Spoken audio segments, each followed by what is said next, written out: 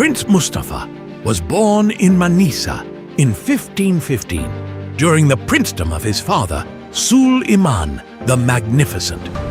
Until the age of 5, he lived there with his mother, Mahidevran Sultan, and his father, Prince Suleiman. Then, in 1520, a messenger came to Manisa with the news that Yavuz Sultan Selim Khan had passed away, and Prince Suleiman was heralded as Sultan. Mustafa went to Istanbul with his father, and his next life was spent in Topkapi Palace for a while.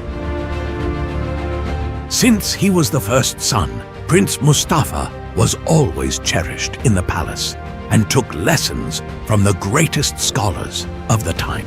When he grew from childhood and became a young prince, Sultan Suleiman asked Mustafa Sururi Effendi, one of his teachers, about his son. Mustafa Sururi Effendi described Prince Mustafa as follows: just like his father, the Sultan of the world, fearless and brave like his ancestor Yavuz Sultan Selim, intelligent like his great ancestor Sultan Mehmed the Conqueror, the most brilliant prince that the Ottoman Empire has ever seen. It soon became clear that these words were not empty praises meant to please the Sultan.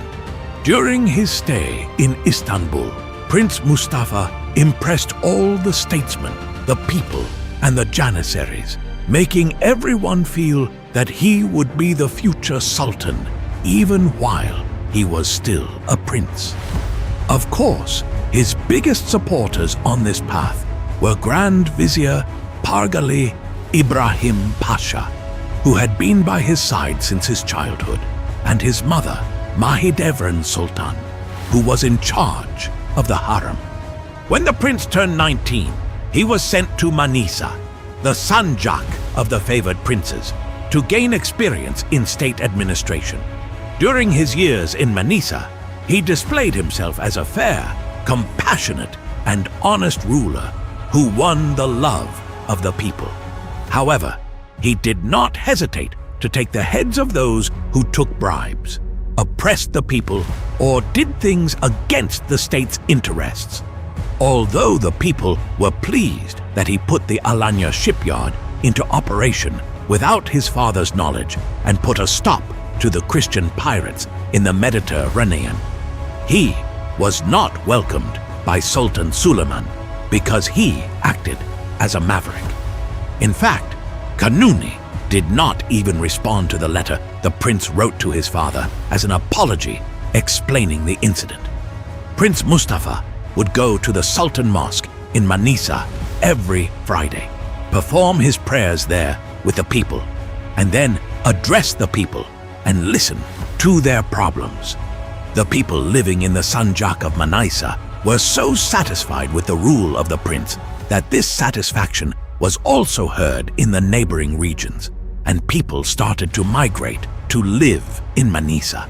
While things were going well in Manisa, on the other side of the coin, things were a bit complicated in Istanbul. The fact that the name of Prince Mustafa was praised by everyone, from the highest echelons of the state to the ordinary citizens on the street, and that he was referred to as the future Sultan, hurt Suleiman the Magnificent. Kanuni lost his affection for his son and started to see him not as a son, but as a rival who could overthrow him in the future. Moreover, 2 years after Mustafa went to Manisa in 1536, his biggest supporter and protector, Pargali Ibrahim Pasha, was executed, and his mother, Mahidevran Sultan, was removed from the harem. Of course, Hurrem Sultan was also behind these events. Having given 4 sons to Suleiman the Magnificent, Hurrem Sultan naturally wanted one of her sons to ascend to the throne. The strongest candidate among them was Prince Mehmet, who was 6 years younger than Mustafa. Suleiman the Magnificent had great affection for Prince Mehmet, his first son by Hurrem Sultan, and called him the beauty of the princes, making it clear that he wanted him to take the throne. even if implicitly. All these accumulated events erupted when it was time for Prince Mehmet to ascend to the Sanjak. Prince Mustafa was taken from Manisa as if in exile and given to the Sanjak of Amasya. The favorite of the princes moved to Manisa as the #1 candidate for the throne. This event caused outrage at the state level, in the public, and among the soldiers. Even Kanuni had to make a statement. "I sent Prince Mustafa to Amasya for the security of our eastern borders." However, when Prince Mehmet died suddenly, just 2 years later, the Sanjak of Manisa became vacant. While Prince Mustafa thought that he would return to Manisa, Prince Selim was appointed to this Sanjak. Mustafa was sent even further away from Amasya to Konya Sanjak. This was the moment when Prince Mustafa realized that he was never considered for the throne. One of the biggest factors in this was Rustem Pasha, who was appointed as Grand Vizier.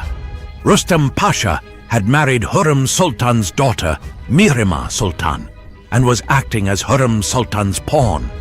Although a systematic campaign to defame Prince Mustafa was launched in the capital, Istanbul, he was still considered by many to be the one who deserved the throne.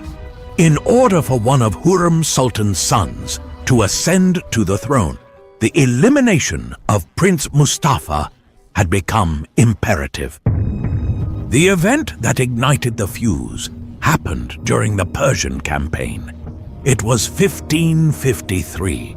Even though Suleiman the Magnificent was running from victory to victory, he was already 60 years old and a tired sultan. For this reason, he did not lead the campaign against the Safavids in the east, but appointed Rustem Pasha as commander. When the army set out from Istanbul and arrived in Aksaray, a revolt almost broke out. In the words of Turkish historian İlber Ortaylı, all the soldiers said, "The Sultan has grown old. We need a new Sultan."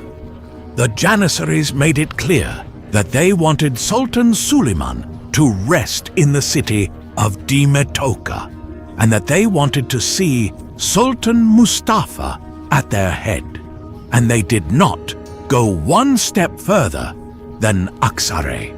In fact, this was like a small-scale rebellion. Rustem Pasha immediately returned to Istanbul and reported the situation to the Sultan. This incident must have reminded Suleiman the Magnificent of his memories, because his father, Yavuz Sultan Selim, had overthrown his grandfather, Bayezid II, in the same way with the support of the army, and poisoned him while sending him to Dimetoka.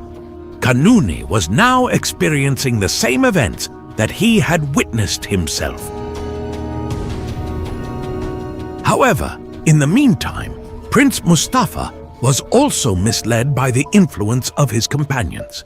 His entourage suggested, "Our Sultan will leave the throne to you, but Rustem Pasha is preventing this. The best thing for you to do is to grow a beard and sow a tug so that your father will realize your intentions and give you the throne." The princes were forbidden to grow a beard because this behavior was a sign of sultanate, just like sowing a tug. Prince Mustafa was deceived by these misdirections, and on top of this, forged letters written by Rustem Pasha on behalf of Prince Mustafa were added. Bernardo Navaghero, the Venetian ambassador living at the time, describes this letter conspiracy against the prince as follows. Seeing that the developments were going against them day by day, Rustem Pasha secretly had the prince's seal scratched. He wrote a letter to Shah Tahmasp of Iran in the name of Prince Mustafa. In the forged letter, the prince declared that he would establish a close friendship with Shah Tahmasp if he became sultan, and that he wanted to marry Shah's beautiful daughter, Feride. Rustem Pasha sent the forged letter, written on behalf of the prince, to the Shah of Iran through Zainal Bey. The Shah's letter to the prince, in reply, was intercepted in the same way. Rustem Pasha had captured a very big trump card. If necessary, he would show these forged letters to the Sultan and prepare the end of the prince. When the troops did not advance, the elder Sultan, who had to lead the army in the Persian campaign, called Prince Mustafa, who was in Konya, to join the expedition when he arrived in Aksaray. As Prince Mustafa marched with his army under his command to his father's marquee, he was told many times that this was a trap and that he would be executed. But he did not listen to anyone and walked to his death, step by step. He entered his father, Suleiman the Magnificent's tent, wearing a white dress, symbolizing his innocence. But waiting for him inside were not his father, but 7 mute executioners. Although Mustafa escaped from the hands of the executioners by struggling, Zal Mahmud, one of the best wrestlers of that period, neutralized the prince at the last moment, and the future of the Ottoman Empire was strangled by throwing a noose around his neck. Since he was thought to have collaborated with the Shah of Iran, the body of the prince was placed on a Persian rug, taken out of the tent and displayed to the soldiers. The Janissaries did not eat that day out of grief. As the body of the prince was taken to Bursa, tears flooded every settlement it passed through. Afterward, there were rumors within the army that if Prince Mustafa was not available, his 7-year-old son Mehmet, who was in Bursa, should ascend to the throne. However, his life was ended by Sultan Suleiman's order. Although Mustafa was murdered by his father, Sultan Suleiman, he is depicted crying in Ottoman miniatures. According to the rumors, he wanted to lead his son's funeral prayer himself, but he could not because he was crying.